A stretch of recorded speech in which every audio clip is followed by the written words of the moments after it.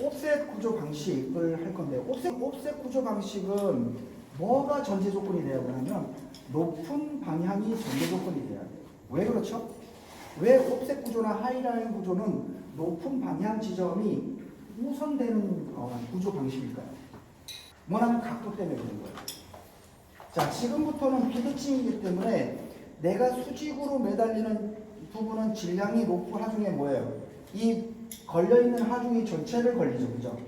근데 지금부터는 비대칭이기 때문에 소위 말해서 각도에 의해서 힘이 이 질량이 더 커질 수가 있잖아요. 그죠? 그러면 커진다는 전제하에서 우리 3캔에서 4캔 사이를 유지하라고 그랬잖아요. 그 이상이 넘어가는 순간 어떻게 된다?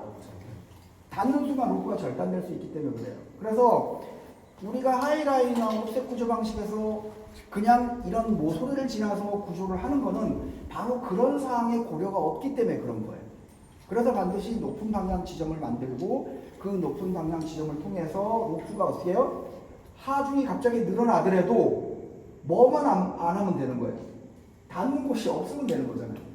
근데 이런 곳에서 그냥 닿고 있는 상태에서 마늘의 각도에 의해서 하중 값이 갑자기 커졌는데 마늘에 충격이 발생됐어요. 그럼 어떻게 돼요? 절단될 수 있는 가능성이 굉장히 높잖아요. 그죠? 예. 시스템이 실패할 수 있는 확률이 높다는 뜻이에요. 그래서 옵셋 구조 방식이나 하이라인 구조 방식은 반드시 높은 방향 지점을 갖고서 시작해야 되고요. 만일에 높은 방향 지점을 갖지 못하는 상황이라면 어떻게 해야 돼요? 각도를 그러니까 120도 각도보다 커지게끔 절대로 만들면 안 된다는 생각을 갖고 시작해야 되는 거예요. 왜? 우리가 그냥 수직으로 구조할 때 두 사람 질량을 모서리 닿든 말든 보호대 깔면 됐었잖아요. 그죠? 그러니까 120도에서는 90도 이 수직하고 똑같은 질량이잖아요. 그러니까 여기서 더 이상 커지지만 않으면 힘이 늘어나지 않는단 말이에요. 그리고 옵셋 구조 방식은 비대칭이기 때문에 내가 깔아놓은 요 모서리에 이탈될 수 있는 확률이 어때요? 훨씬 높아요.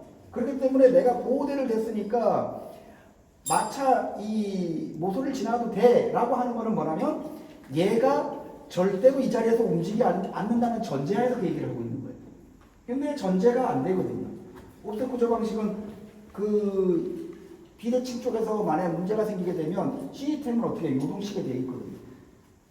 그러니까 그런 여러분에게 생각을 갖고 항상 먼저 일단 높은 방향이 만들어진 상태에서 옵셋 구조 방식이나 하이라인 구조 방식이 이루어져야 된다. 그리고 어디든지 될 수 있으면 닿지 않게끔, 로프가 닿지 않게끔 해주는 것을 기본으로 깔아라. 그리고 만약에 그렇지 못하는 상황이라, 현장이 그렇지 못하는 상황이라 그러면 절대로 120도 각도를 넘지 않게끔 해야 된다. 예, 질량이 절대로 늘어나지 않게끔 만들어야 된다는 거예요. 그래서 그런 것들을 생각하시면 될 것 같고요. 옵셋 구조 방식에서 태그라인과 가이딩 라인은 사람의 손으로 당기는 거죠. 그죠? 그러니까 사람의 손으로 아무리 당겨봐야 우리가 장비로 당기는 것보다 어떻게 해요? 많은 힘이 들어가지가 않죠. 각도도 세지지가 않고요. 그죠? 그러니까 그런 부분들을 있기 때문에 옵셋 구조 방식에서 강하지 않은 옵셋 구조 방식이 바로 태그라인과 가이딩 라인 두 가지예요. 그래서 처음에 시간 때 근데 태그라인하고 가이딩 라인은 뭐가 문제예요? 내가 여기서 여러분들 지금 밖에 보시게 되면 지금 공간이 넓잖아요. 이 공간을 벗어나야 된단 말이에요. 근데 벗어날 때 사람이 손으로 잡고서 버팅기면 힘들잖아요. 그러니까 뭐예요? 사람이 많아야 돼요. 자, 밑에 도와줄 사람들이 많아요.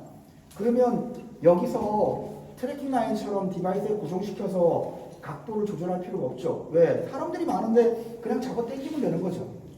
그럼 빠르게 끝날 수 있잖아요. 근데 거기다 대고 장비를 쓸 필요가 없는 거죠. 그러니까 그런 것들을 잘 고려해서 어떤 방식을 어떻게 써야 되는지 한번 고민을 해보고 지금부터 해볼 거예요. 그래서 들것 하나만 좀 보시죠. 그래서 어떻게 비대칭을 만드느냐? 들것을 당겨서 비대칭을 만드는 거예요. 그러니까 들것 자체를 내가 장애물을 벗어나게 만드는 거죠. 옵셋 구조 방식은 옵셋 구조 방식은 별도로 여러분들이 생각 안 하셔도 돼요. 수직 구조에서 줄이 닿지 않게끔 장애물을 통과하게끔 역할만 해주는 여러 가지 방법 중에 하나이기 때문에 그냥 수직 구조 할 수 있으면 수직 구조를 하면 되는 거죠. 근데 그 수직 구조 과정에서 생기는 마찰이나 아니면 로또의 손상이나 이런 것들이 강하게 발생된다 그러면 어떻게 돼요? 그것만 살짝 들어서 띄워주면 되는 거죠. 그죠? 그래서 들것을 당기는 건 뭐예요? 태그라인이라고 우리가 보통 태그라인 그래서 옵셋 구조 방식에 우리가 태그라인이라고 그러고요. 그다음에 줄을 연결해서 도래를 끼워서 그 줄을 당기면서 도래에 따라서 내려오게 하는 건 뭐죠? 가이딩 라인이라고 그러고요. 그다음에 줄이 내려오는데 이 줄이 다니까 줄을 당겨주는 건 뭐예요? 예, 디플렉션 라인이라고 하죠. 그죠? 예, 그러니까 얘를 갖다가 줄을 임의적으로 당겨주는 거죠. 그다음에 걸려있는 줄에다가 새로운 줄을 연결해서 얘를 좌우로 다 이동할 수 있게끔 만드는 게 뭐죠? 투로프잖아요. 여기서 메인하고 아니면 투텐션, 여기서 투텐션 해갖고 두 개 다 연결시키는. 그러니까 수직 구조로 내려올 수 있는데 얘를 연결시켜서 이쪽으로 더 당겨버리는 거죠. 그게 투텐션 방식이죠. P9은 가이딩 라인하고 똑같은데 뭐예요? 밑에다가 디바이스를 끼운 다음에 도래 시스템으로 이용하는 거죠. 수직 구조에 그냥 도움을 주는 거다. 스케이트 블럭은 옵셋 구조 방식에 있어서도 타워 구조 방식이에요. 옵셋 구조 방식은 나무에서 구조할 때도 다 옵셋 방식입니다.